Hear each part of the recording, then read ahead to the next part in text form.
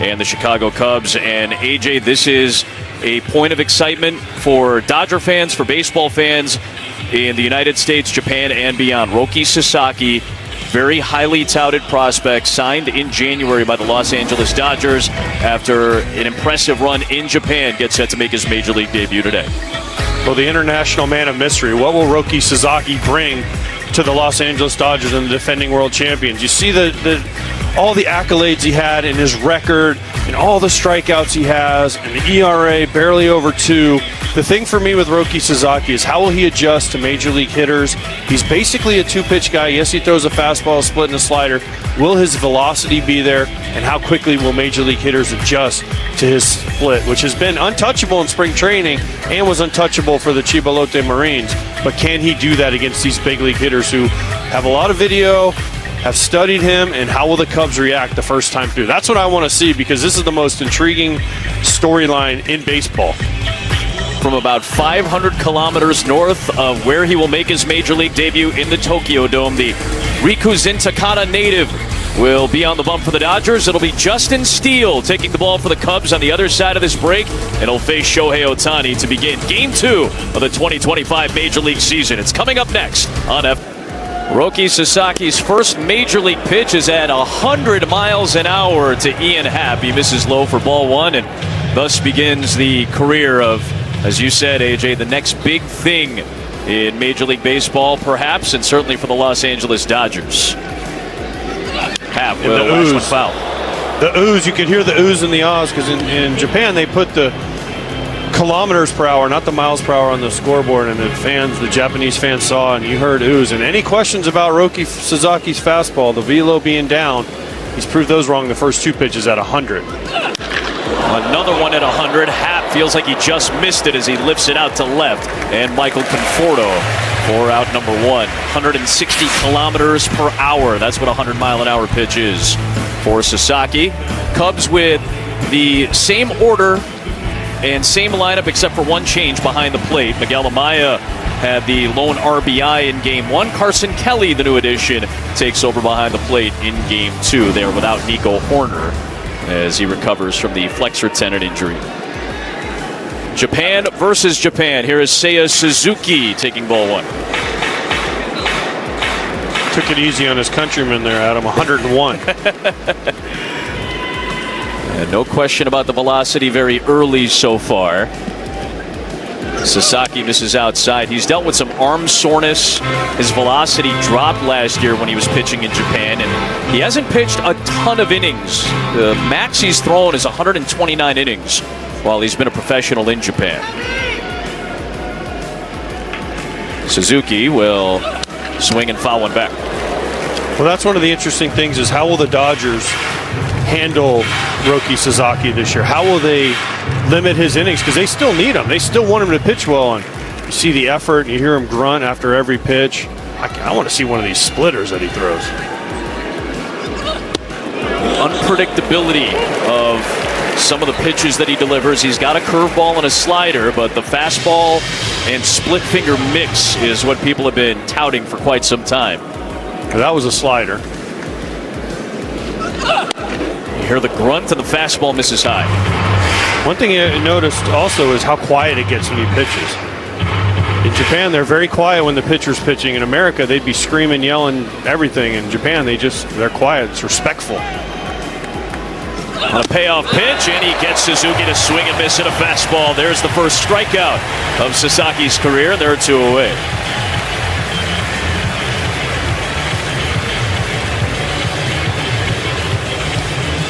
This ball will be on his mantle. First major league strikeout, just throws a fastball right by Seiya Suzuki. The extension and the velocity is what makes that so hard to hit.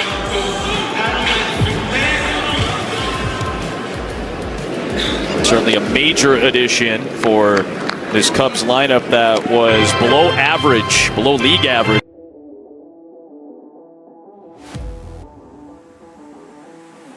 When it came to power last year. Pitches to 170 home runs as a team. Tucker has been a very productive power hitter in his time with Houston and was putting up career-high numbers in terms of pace last year, but only played about half the season due to injury.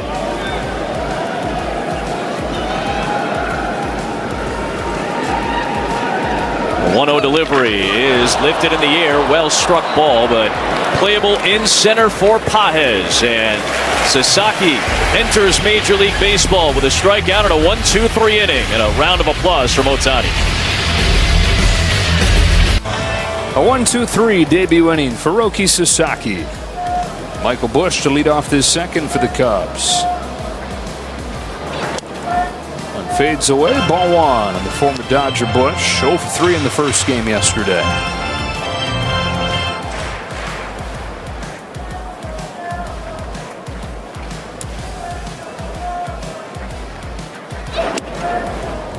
So we've seen the fastball, we've seen that triple digits from Sasaki. You hear about that, you hear about the splitter. Big thing will be that third pitch over time. How does he develop that? It's a slider, but what exactly does that look like when it's a finished product? He misses with the first few here, 3-0. Because you've seen guys come highly touted with good fastballs and good off-speed pitches like a splitter and struggle. Major league hitters say, yeah, that ain't enough to get me. So the progress of that third pitch, a big deal for him. It's all fastballs here, all balls, and a leadoff walk for Busch. Also some discussion too, he could throw a variation of that splitter, right? Maybe, not as hard or trying to make it do something. But you're right, it's going to be imperative that he develops a third pitch. Matt Shaw, who preceded Sasaki to the big leagues by 1 day, going 0 for 4 yesterday in his debut. Fastball down the middle, shot down the line, and foul. You're talking about Sasaki talking to the teams that were chatting with him during free agency, really turning the tables and saying, hey, I want your opinion. Tell me why my velocity dropped last year. So then teams at that point were put into an interesting situation where they had to decide how much information to divulge, not knowing if he was going to come to them or not. And the Dodgers' thought on that was, hey, if we've got any chance to get this guy, we'll share any secrets that we've got. And so they pointed out some changes they saw to his delivery. They think probably snowballing from some injuries that he dealt with. The other thing that they shared was we'd be able to flag those things a lot faster. Basically in real time, as your delivery is getting out of sync, we're going to be able to see that and not let it get completely out of whack.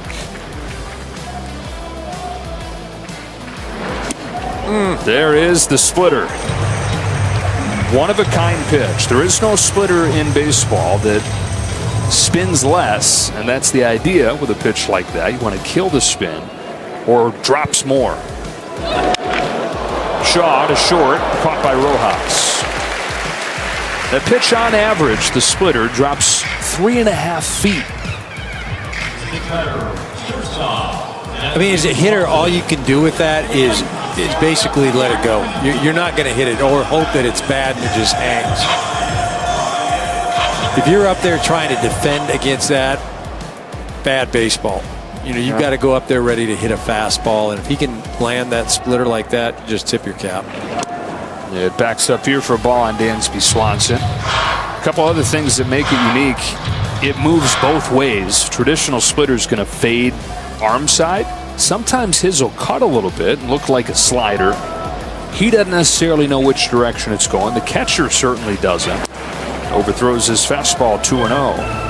And just to give a little perspective, if you're a numbers kind of person, on the lack of spin on that pitch, how unique it is, the average Major League splitter has a 1,300 RPM. His is 540. 2-1 on Swanson. I mean, it's almost like a knuckleball. I mean, it really is. The explosion, the velocity, though, the arm action. Like I said, as a hitter, you got to sit on the fastball. You can't miss the fastball. There goes the runner. No throw. And a stolen base for Busch.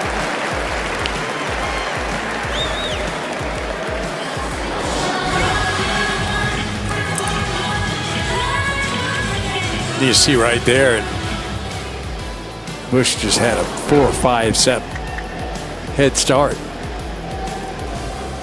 Runner in scoring position for Swanson, who takes a splitter inside. Ball 4. Back-to-back walks to open this inning. Oh, 2 walks out of the first 3 hitters, beg your pardon, open this inning. Let's go down to Kirsten. Thanks, Joel. What you guys were talking about with Roki Sasaki's splitter, and I think EK said it really well. A lot of guys say that it kind of looks like a knuckleball. Even pitching coach Connor McGinnis described it as a forkball because of how it just comes out of the hand. Anthony Bonda was talking to the media today, and he said what makes him such a unicorn, one, he has really big hands, and then his delivery point. Then, of course, it's breaking down, left, right. You don't know which way it's going to go. He's actually been toying with a splitter a little bit himself, and he said the pitch that Roki throws, it's impossible to emulate. And so the fact that he's been doing that so consistently for his entire career, that's what makes it so special, guys. Here comes the 1-0 pitch. Fastball misses to Crow Armstrong. 2 balls, no strikes. Several guys on this roster either have a splitter or, like Kirsten mentioned, working on a splitter. Nobody splits their fingers wider, though, around that splitter to make it, as Kirsten said, Connor McGinnis mentioned, like a forkball, quite like Sasaki. 2-1.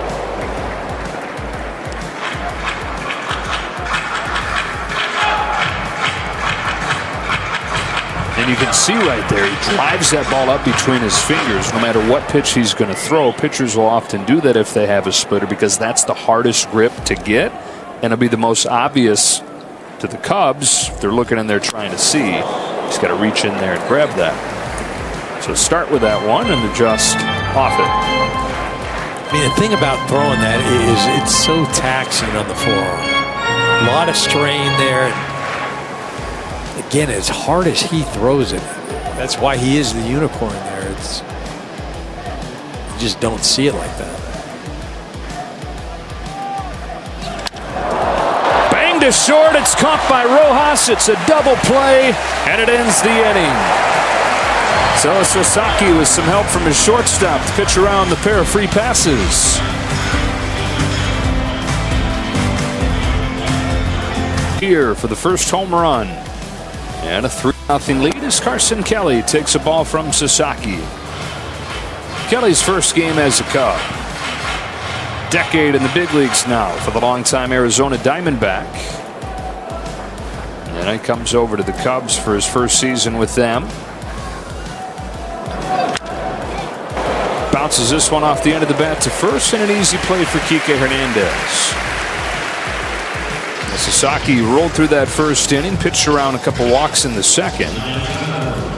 And he's put up these couple scoreless innings, even though he's below 50% strikes. Yeah, well, on first pitch strikes, 7 of 8 has been ball 1. And you know, again, tonight so far, it hasn't hurt him, but not really something that you want to continue with.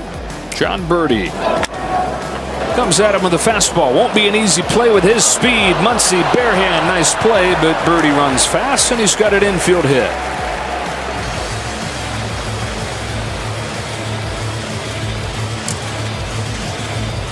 We're seeing 99, 100 in that first inning. Since then, down 2 miles per hour as Sasaki takes a breath and settles in. Max doing a nice job coming in and barehanded. Birdie among the fastest on the field tonight. You mentioned just really not even a play there. I've seen Birdie flash his speed a couple times in this series. Had a stolen base last night. 1 ball, no strikes on Ian Happ. Always a threat over there. 42 stolen bases a couple years ago in Miami.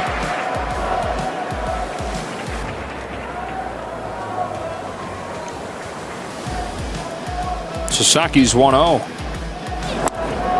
Downstairs, ball 2.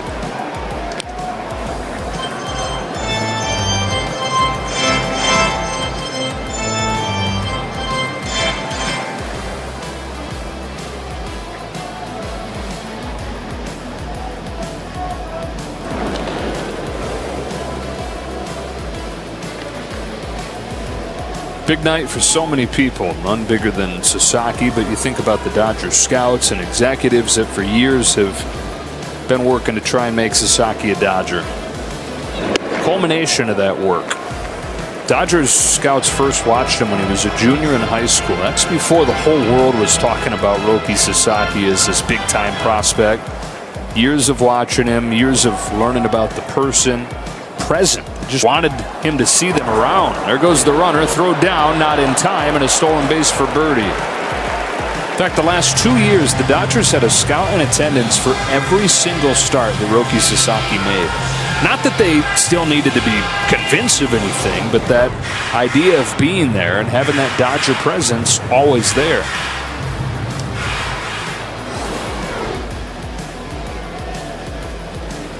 Cubs have had 3 base runners. 2 of them have stolen second. There's a splitter disappearing, diving into the dirt, and the count is full. Look at that. I mean, it is something, but also as a hitter, it's 3-1 right there. I mean, I'm just sitting on a fastball, and that wasn't even a competitive pitch. He took this one for ball 4. First and second one away. Here's Seiya Suzuki, who he struck out his first time. Yeah, take a look at what he did to him in his last at-bat. Basically challenged him with fastballs. He did mix in one slider, stayed away from the split, but basically he overpowered Suzuki, stayed up in the zone. Look for him to attack him the same way. We'll see if Suzuki learned anything as well. Maybe be a little more disciplined. And as I said, I don't know that you're gonna catch up to him when he's in the zone high when he throws that hard. Shohei is sharing. Will Ayrton goes out there to interpret.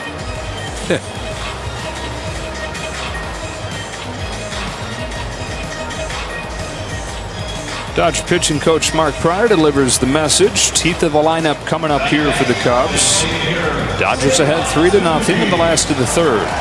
You know, when Mark goes out there, should he have his hand over his mouth, or should Will have his hand over his mouth when he's talking, right?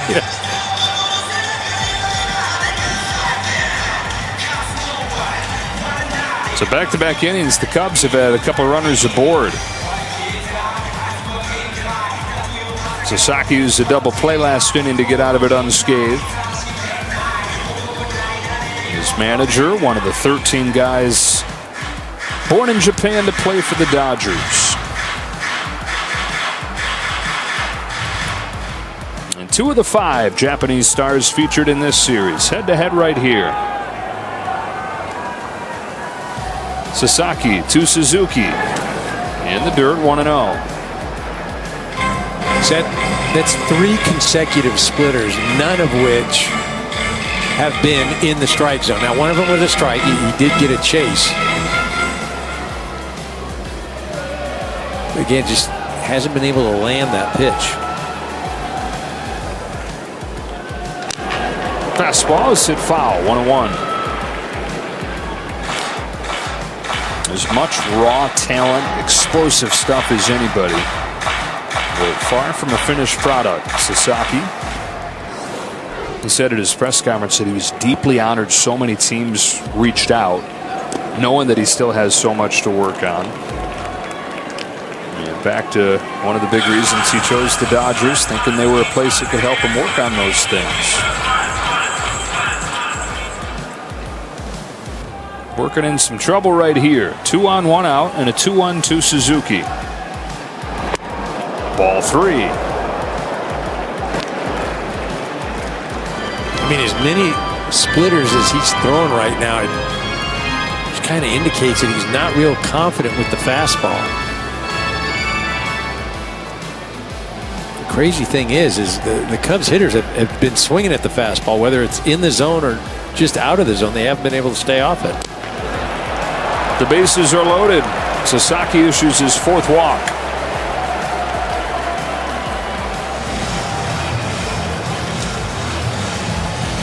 And they're loaded ahead of the wrong guy. Kyle Tucker coming up. Well, just as easy as Sasaki can get himself into trouble, he can get himself out of trouble. Again, he's got the electric stuff. He's 1 pitch away from getting 2 outs and getting back in the dugout. 23 home runs last season for Tucker in just a half season. 29 home runs the year before that. 28-year-old acquired this offseason from Houston. Superstar production for years, and now he's got the role to match it. Headline guy for these Cubs. 1-0 from Sasaki. Shot foul. There you go again. He's struggling to find his zone, but as soon as he pumps a fastball in there, they are going. They're going, but they haven't been able to catch up to it. And that's the thing. It's if you're Sasaki, let them prove it to you that they can catch up to the fastball. They've been spitting on that splitter. Do so again. It's not really been close.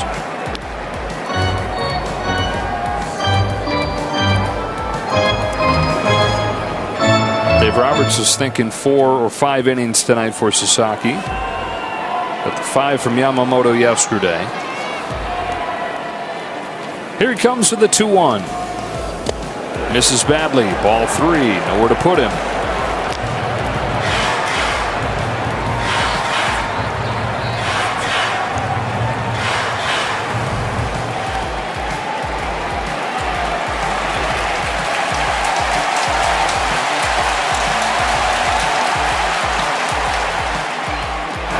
Bases loaded walk has the Cubs on the board. The 3rd walk in a row from Sasaki, and the 5th in 3 innings.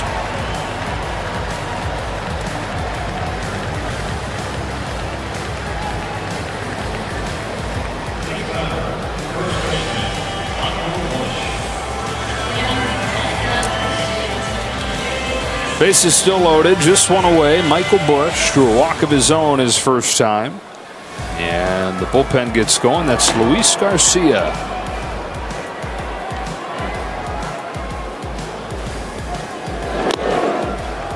1-0 on Busch. 13 hitters so far, 11 times ball 1. That's just, you know, it doesn't matter how great a stuff you have. It's just a tough way to pitch in the big leagues. Got the call there in the corner. 1 ball, 1 strike. I think if anything, though, coming in tonight, you knew that there were going to be some growing pains, and you know it's going to be a bit of a roller coaster. Heck, we remember what Yamamoto went through last year. Back in there and ahead 1-2. The 5 runs that Yamamoto gave up in his major league debut, just 1 inning. That had the pressure of a big league debut, but it lacked the added pressure of it being in front of your country. And the other thing to keep in mind is you can compare Yamamoto and Sasaki in that they both are pitchers that came from Japan, but Yamamoto far more experienced, far more accomplished. As hyped as Sasaki is, he strikes him out with the fastball.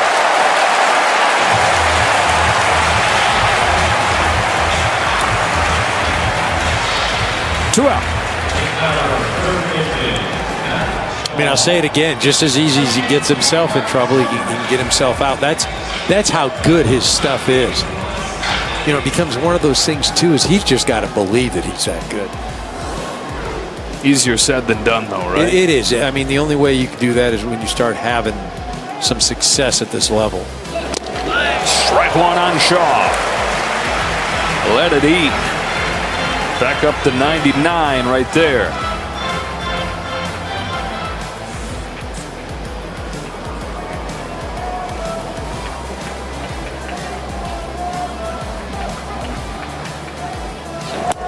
Whew. That's how he wants it. I mean, that's unfair. It really is. Don't even mess around right now. I mean, I just rear back and good luck. Try and hit it. Fastball for strike 1, splitter for strike 2. Back to the splitter, taken in the dirt. Like I said, they haven't caught up to the fastball at all this evening, and the only reason I just not thrilled with the splitter in this situation, you just don't want something getting away from Will. Bases loaded, 2 away, 1-2. We got him swinging. Back-to-back Ks to limit the damage.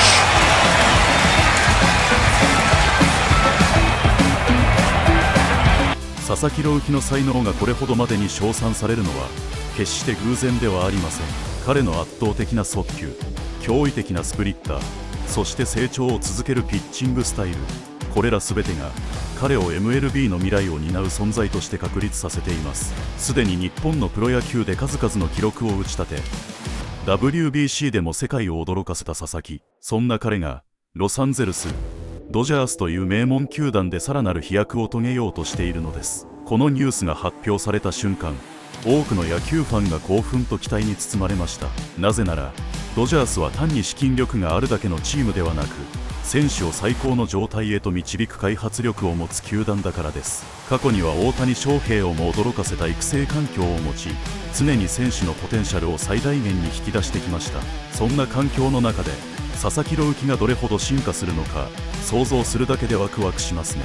ドジャースの未来を背負うには、佐々木の加入によりドジャースの投手陣はさらに厚みを増します。すでに MLB トップクラスのローテーションを誇るチームに新たなスターが加わることで、ワールドシリーズ制覇の可能性は一段と高まるでしょう。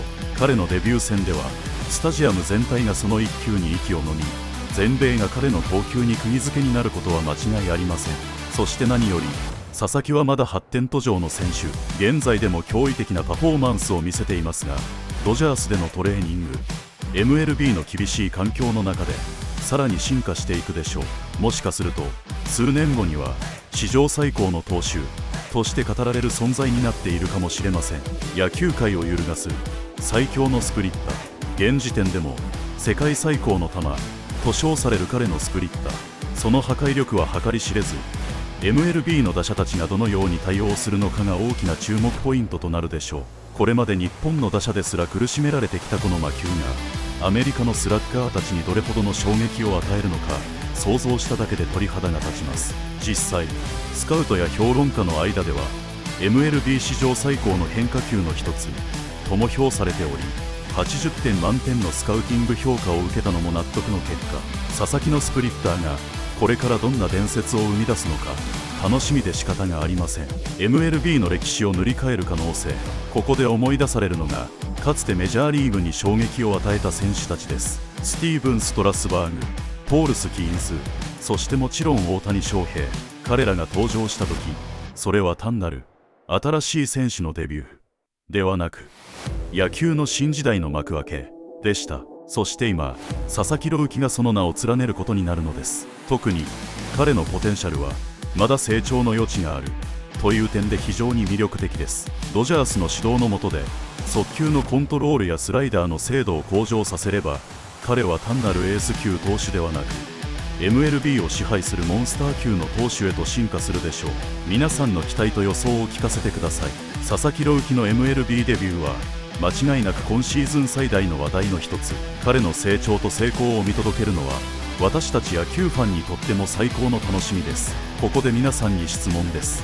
佐々木朗希は MLB の舞台でどれほどのインパクトを与えるでしょうか。彼はルーキーイヤーでどんな成績を残すと思いますか。未来のサイ・ヤング賞投手となる可能性は、ぜひコメントで皆さんの意見を聞かせてください。そしてこのチャンネルではこれからも佐々木朗希をはじめ MLB の注目選手や話題をどんどん取り上げていきます。気になる方はチャンネル登録&高評価を忘れずに、一緒に MLB の未来を見届けましょう。